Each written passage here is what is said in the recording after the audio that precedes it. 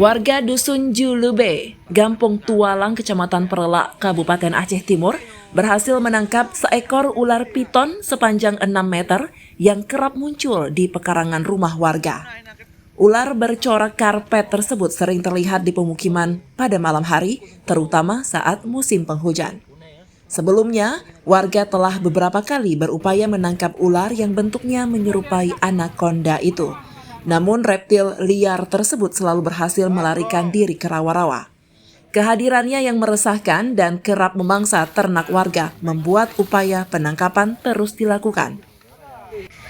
Ya, ular ini kalau biasa kita bilang, kalau dalam bahasa Aceh ulilan. Kalau panjang lebih kurang sekitar 6 meter ya, lebih kurang. Dan sebenarnya ular ini sudah beberapa kali dilihat oleh warga, cuman menghilang. Tapi alhamdulillah malam ini juga ada laporan dari warga bahwasanya ada ular. Langsung kita terjun ke lapangan beserta warga masyarakat dan untuk kita lumpuhkan.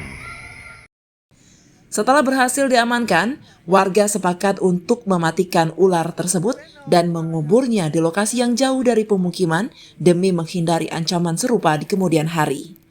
Dari Aceh Timur, Kanal Inspirasi TV melaporkan.